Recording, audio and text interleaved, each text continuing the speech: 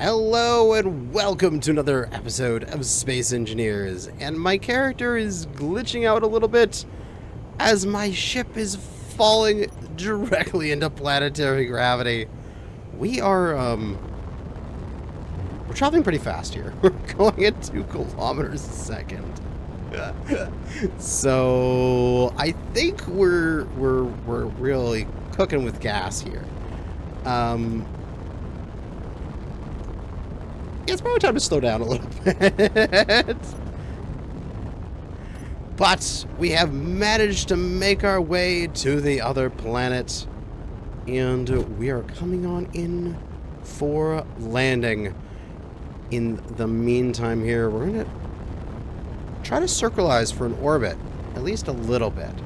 We're coming in way too fast. Our escape trajectory is too much. And so we'll slow down until we start seeing the orbital line, which should appear here in just a moment as our eccentricity, the E there, starts to get down towards at least below a 1. We should be able to see a line here.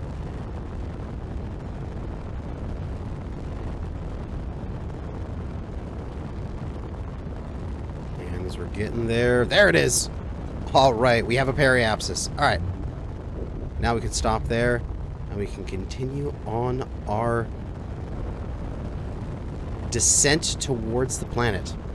And when we get to our periapsis, we can re-engage our brakes and slow ourselves down at that point, which should put us into an orbit, and then we can adjust our orbits to come down wherever we want.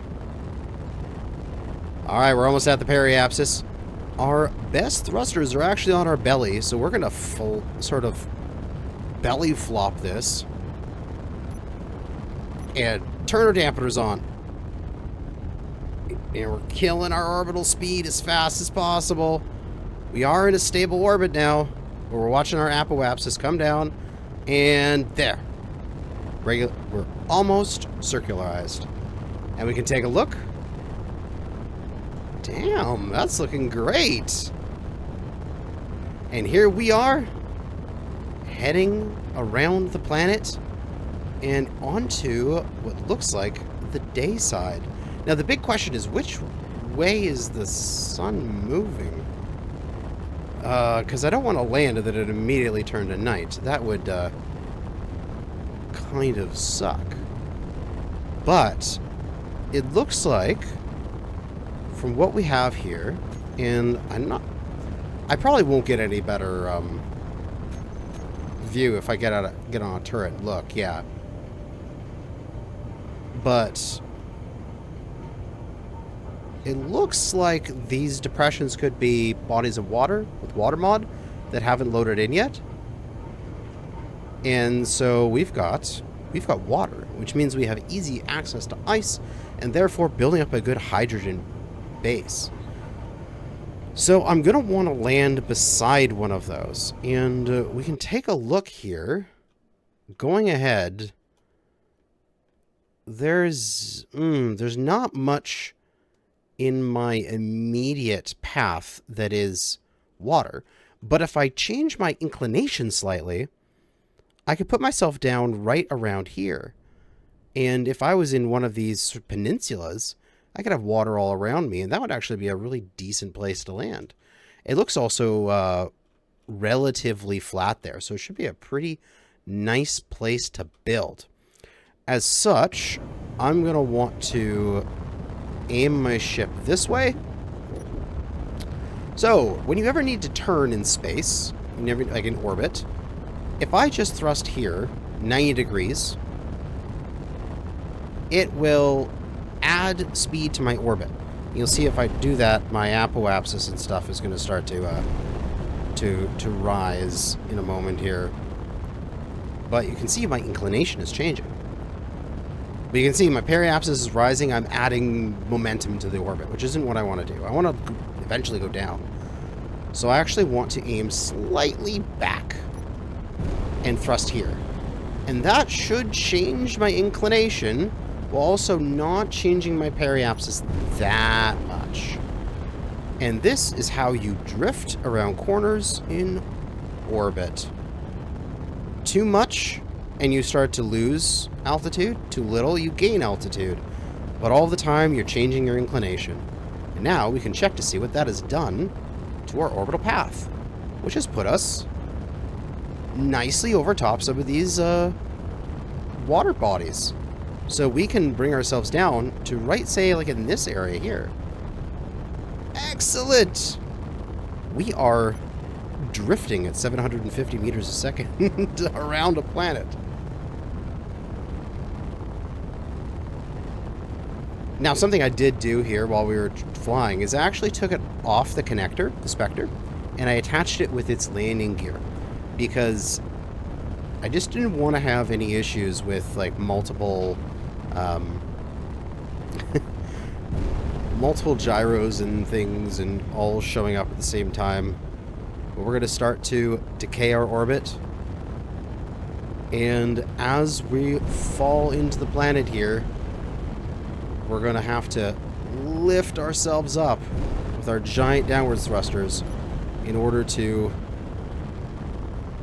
keep ourselves from burning up in the atmosphere, as we do have atmospheric reentry. Reverse thrust, full bore.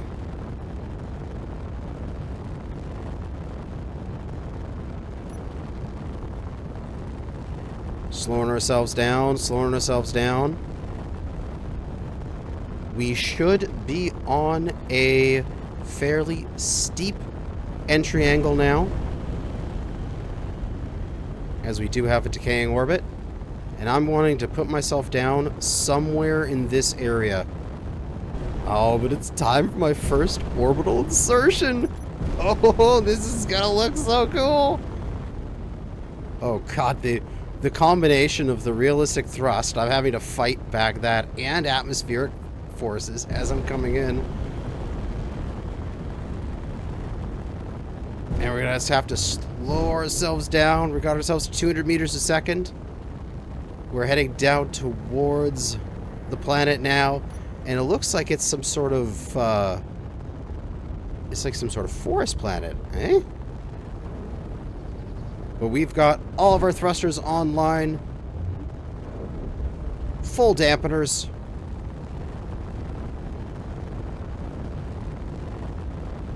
And we have pretty much successfully bled off all of our excess speed.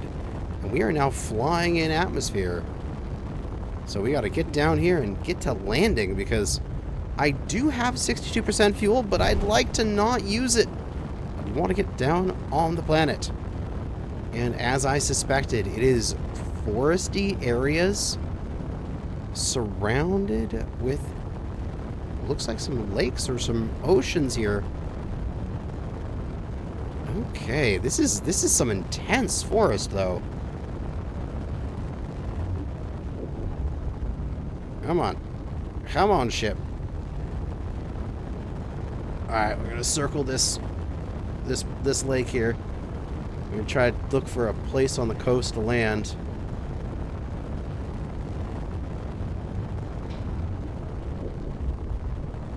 As there doesn't look like there's much land area on this planet that isn't just coated with trees. Well, not much choice, but at least I'm going to land over here where there's a bit of sunlight. So we're going to come on down, activate our brakes, dampen out, and slowly inch my way towards the coast here. Is there even area for me to put my ship down, is a good question. Oh, there's an abandoned settlement out there. Ooh. But come on down here to the coastline. Full dampeners. Slowly, slowly. I'm actually tipping upwards because of the weight of the weight of the Spectre on the back. And contact. We have touchdown. The Eagle has landed. Turn our dampeners off, and we're just going to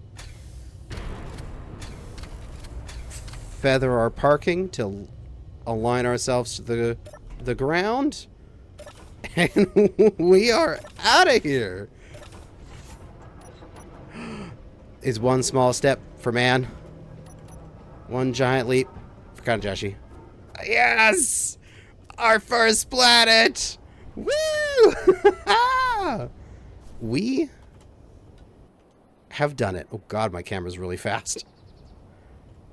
We are landed! Yes! Alright. And now, we can really start to build up. We have access to wind power. We have access to glorious water. So we can really start making some hydrogen power. And expanding out our base. Setting up a new fuel station right here.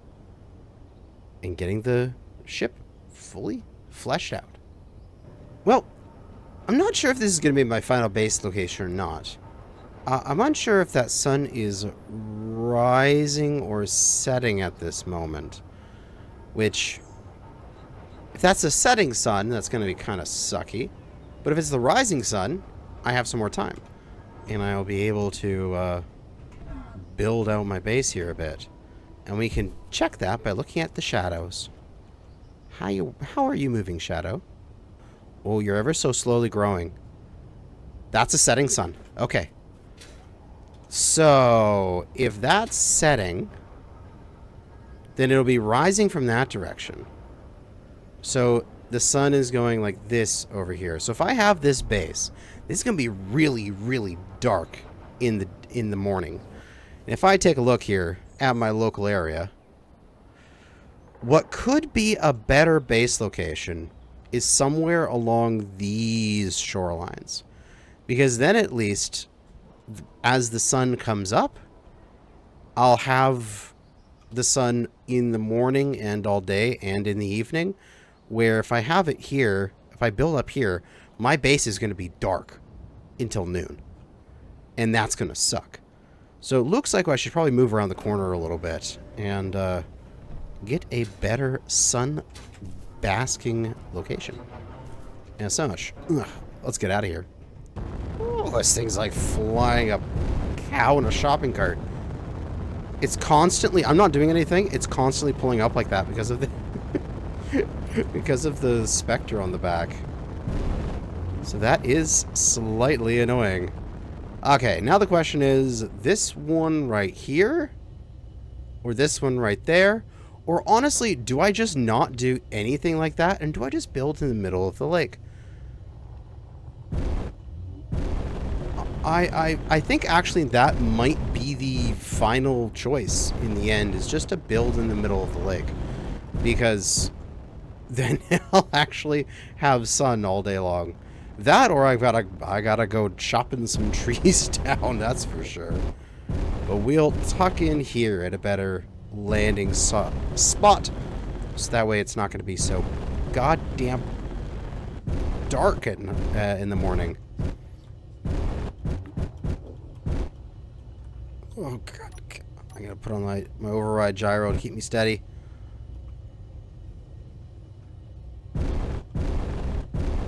Tuck me in here. And one of my things collect. Excellent. And now again, fanning the parking brake until I'm resting on the surface. And then park. Alright. Now this thing doesn't really need to move for the next few episodes. We can use this thing as a static base. And in the meantime, with all my warfare batteries that I've got on here, we should start charging them up. Because they're depleted in 9 hours. Multiple things we can do here. We can extend out a conveyor into the water with a collector so we can get ice into our O2H2s. That'll allow us to rebuild hydrogen while we sit here. At the same time, we can put some wind turbines on that so that this thing can start to charge back up as well as run its H2O2s. As such, I'm going to just ever so slightly slide myself Release the parking. Rotate. Just so I'm aligned better with the water. So that when I eventually put that conveyor line out, it's going to be in line. My house is a little crooked. That's okay. We can walk right out just as I intended you to be able to. And we can come on over here and start running out a conveyor line, which we can go over here. Sure, this works. That should be long enough of an arm. That gets this collector down into the water with all these fishies.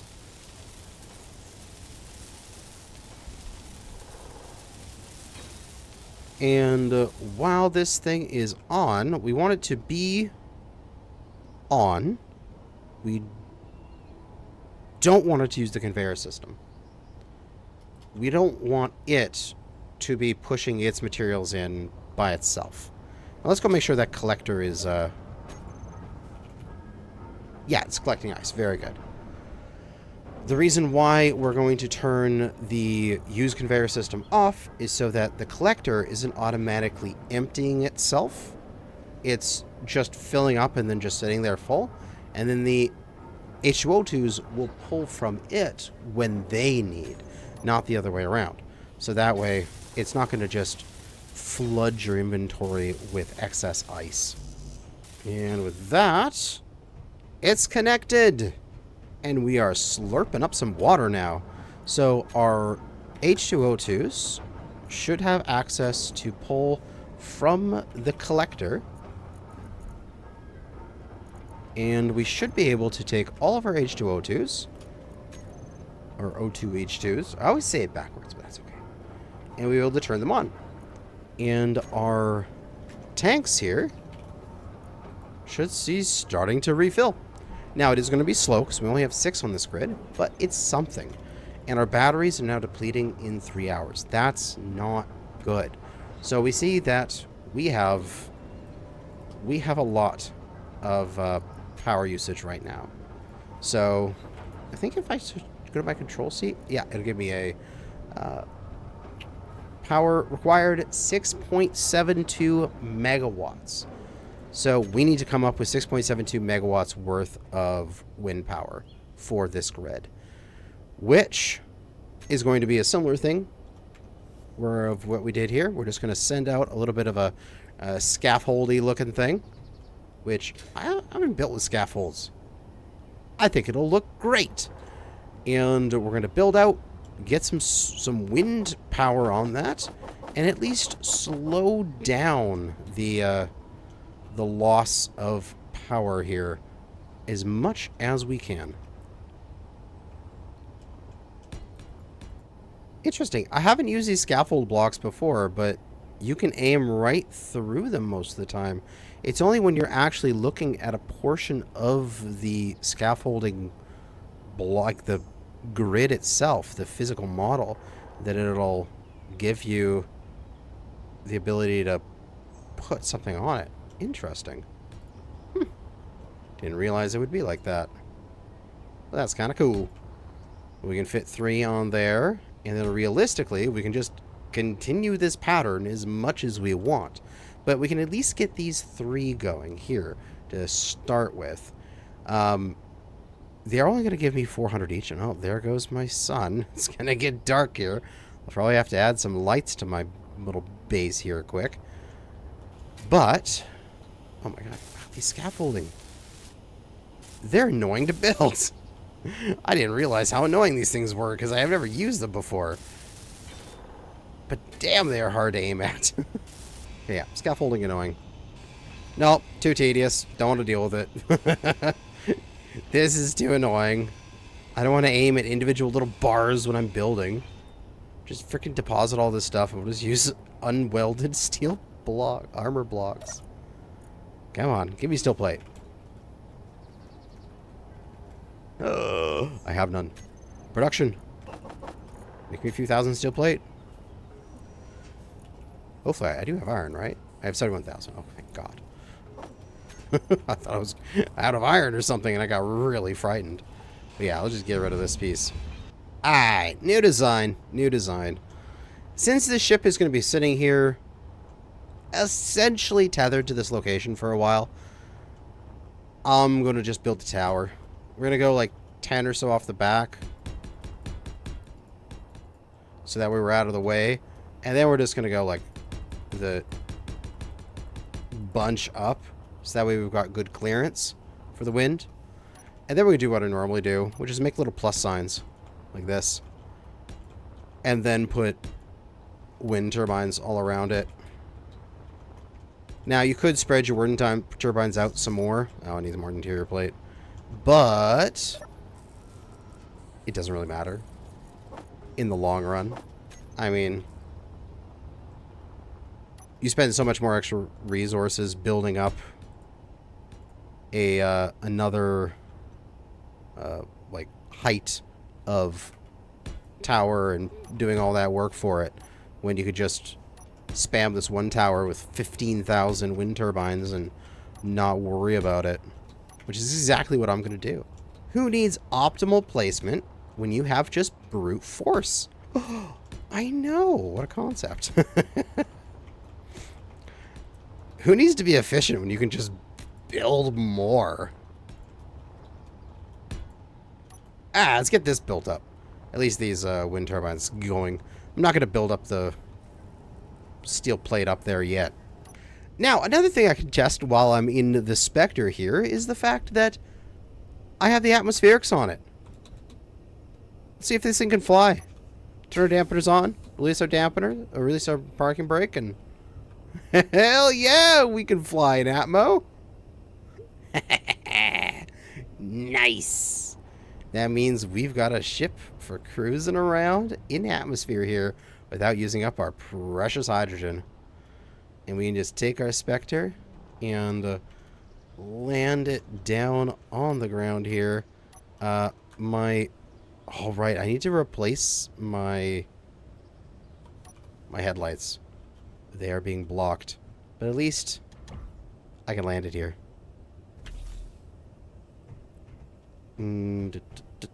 Survival kit.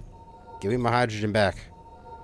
I do have the mod that makes it so that if you are using, see, 16% here, you're using a med bay or survival kit, and it restores your hydrogen, it'll go back into the bottle that you're using. See, it's 18%. But that's very slow. I will instead just stick my bottle into the H2O2 from here. And also grab 2 more bottles and put away my oxygen bottle, because I don't need oxygen anymore, but I need a lot of hydrogen for flying around in this planet. Here we go.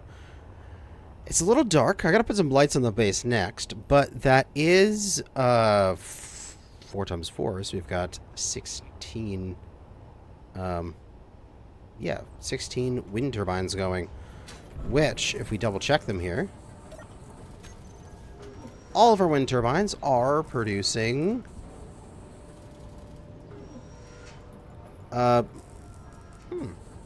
they're saying optimal, but they're only producing a few kilowatts. And check my batteries here.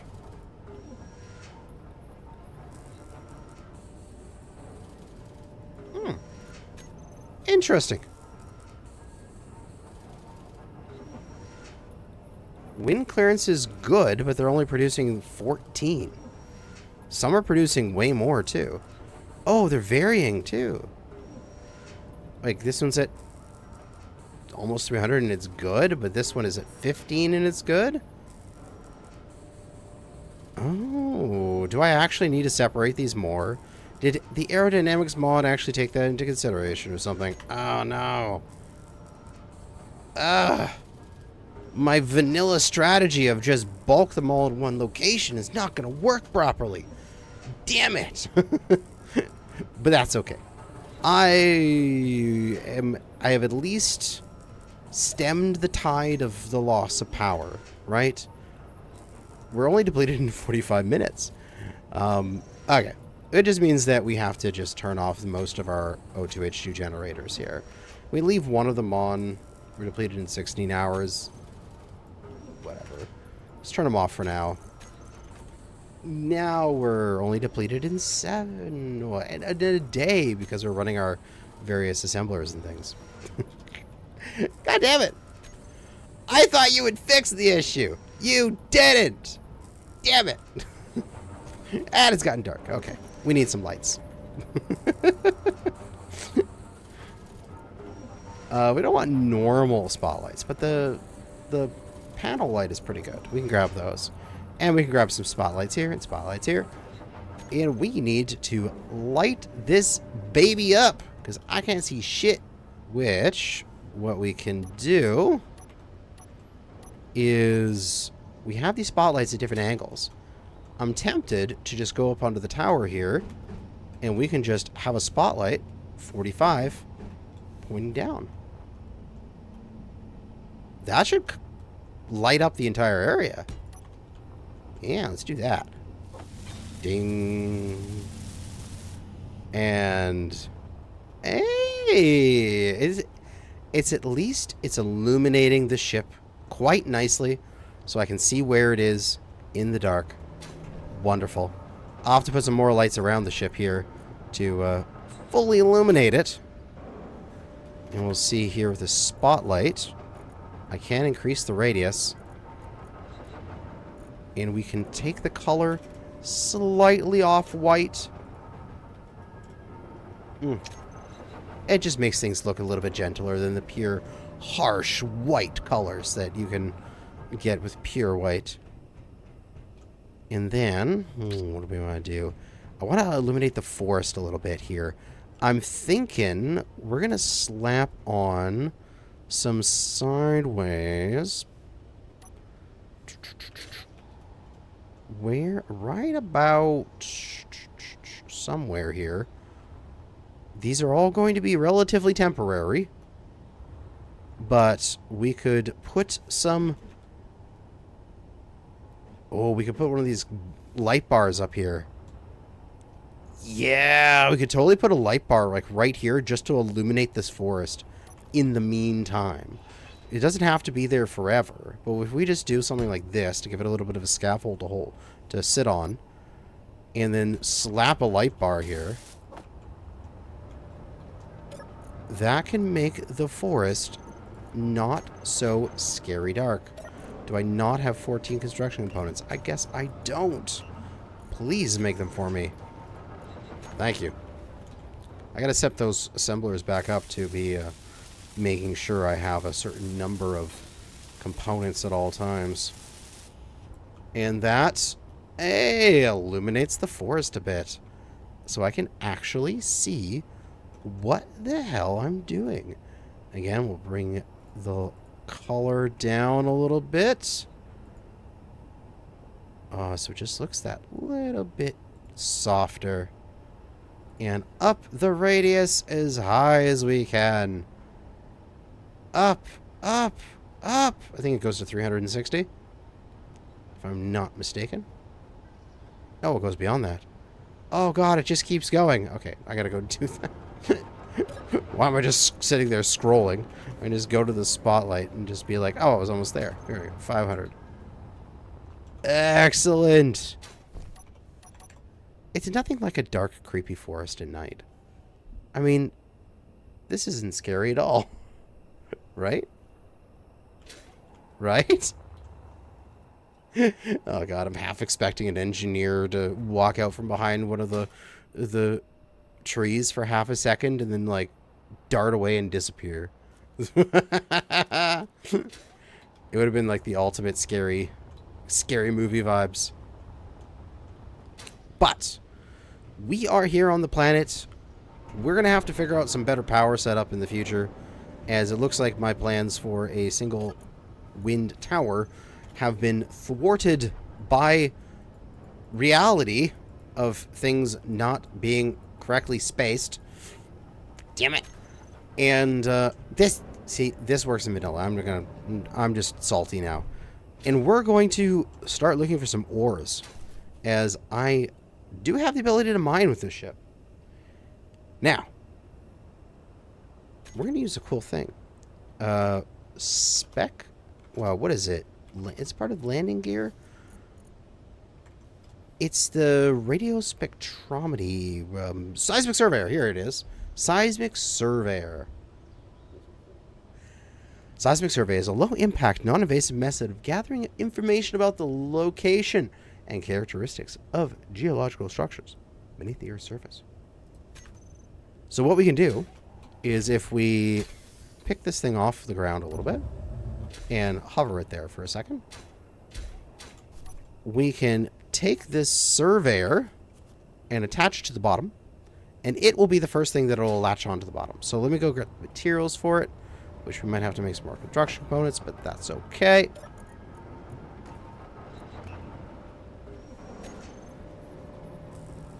Oh, it's granting me the stuff for a large version of it. I probably have enough stuff for a small version.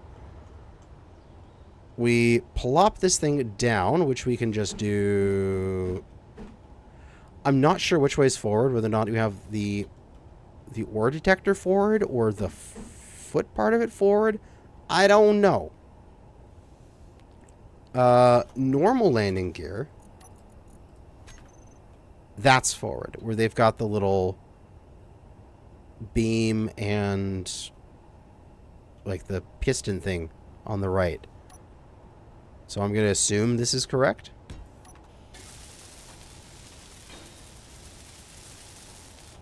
But now all we have to do is land with that connected instead of my landing gear. Oh, please don't tip over on me. Thank you.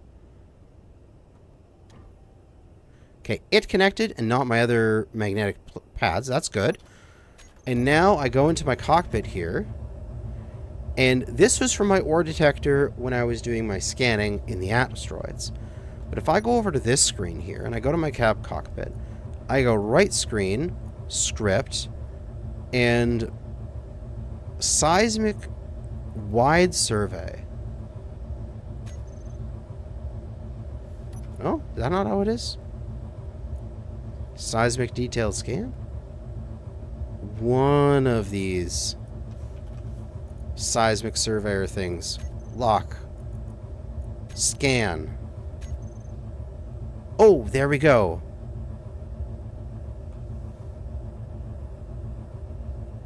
It's giving me some information. It's got some iron, silver, gold, and platinum. And if I'm not mistaken, you can put into the bar here, if we go to the seismic surveyor, yes, we can go left and right. So we'll go left 45, right 45.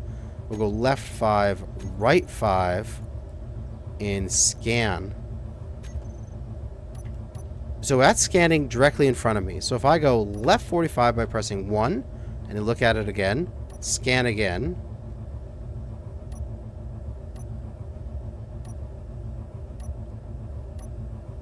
It's not giving me any information of what's near here. Let me try the different setting here. I've never used it before. Wide survey. There we go.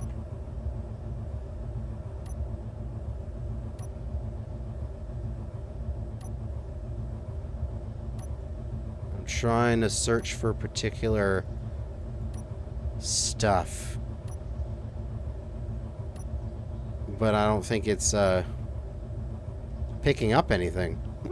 That's no good. Well, in the meantime, let's fix my light situation on this silly craft by slapping some more spotlights on the front of it real quick. Right. Now this thing's got lights, that's for sure. 240, 240, 220, and max out its distance. Oh, this one didn't take with the changing of the color. Not 2.4, that's too pink. There we go. Beige, just how I like it. So, I am unsure how this mod works exactly. But I know that we can use it to look for ores. We don't have to be constantly thinking about, oh, if I'm, like, am I within 50 meters of an ore patch? Because I'm not going to be able to spot any ore patches through these trees. Like, if I fly in here, this is going to be tough to navigate.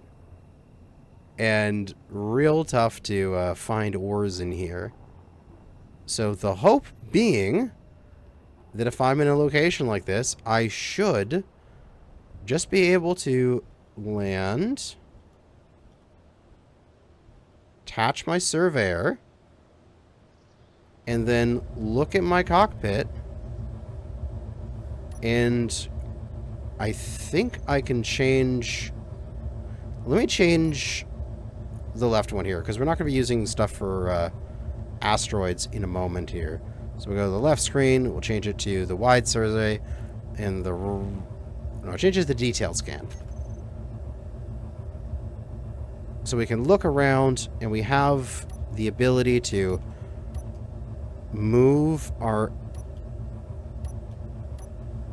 scanner and try to look for ores in this area by slowly sweeping our scanner around. And it doesn't look like there's anything in this area. At least so far. So a quick check of the Steam page for the Seismic Surveyor says that the range of this thing is 2 kilometers for the small and 3 kilometers for the large. So that means that there's nothing within 2 kilometers of me. And as such, I should move. Move like 3 or 4 kilometers away and try again here. But I'm just going to get out of this forest. It's ridiculous. We'll try, say, on the other side of the lake. See if there's any resources over there. In the meantime, we are definitely going to put a waypoint here, as I do not want to lose my ship. That is for sure. A landing spot. And let's head off over the lake and see if there's any ores over here. We're arriving on the opposite shore here. We'll bring ourselves down and latch on with the surveyor. Get into our seat here. Activate our scan.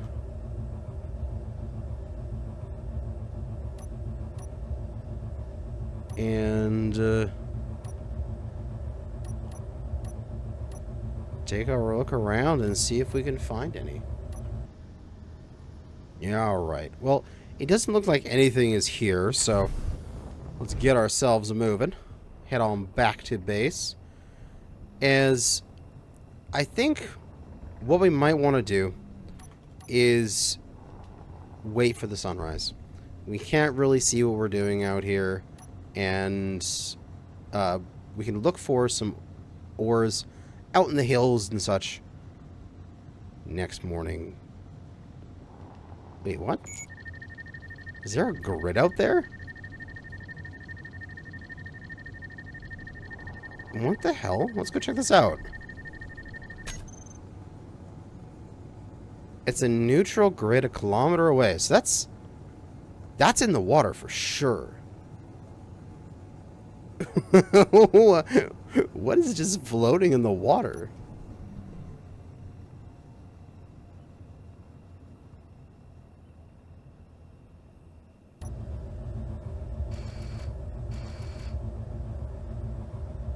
It's a rover of some kind? Who left their car out here? This is not where you're supposed to be parking. Okay, big question. Can the Spectre float?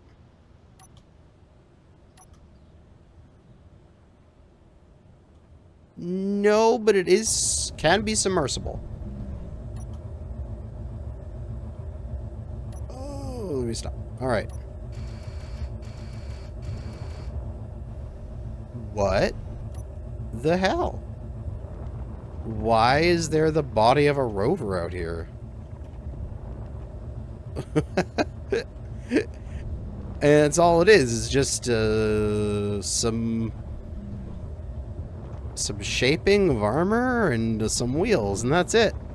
Oh, cool. Alright. Well, I guess I can salvage that later. I'll put a little marking here of just, is he flotsam? Flotsam? How do you... What's the... how do you spell that? Flotsam. Okay. Flotsam. It is the wreckage of a ship or cargo found floating or washed up in sea.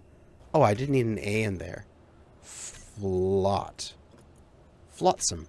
There we go. I shall leave the flotsam there and come back to it in the future. That is strange. A random rover. I mean, if you remember my briefing here, it's hostile forces did not expect is no records of any previous scouting missions or colonization attempts. So I wonder whose rover that could be. Is there some intrepid explorer who got lost and ran his stuff into the ground here, and that's his rover just floating there all these years in the future? I don't know. But for now, I'm going to spend the night working on my wind array here to make it not suck as it is currently. And in the morning, we're going to take the Spectre out for a nice expedition. And because of that, I'm going to go plug it in so it can get a little bit of a charge. And we will go off in search of ores and whatever materials are available on this planet. But that's going to be it for now. Thanks for watching, and good hunting out there, fellow space engineers. Whoop.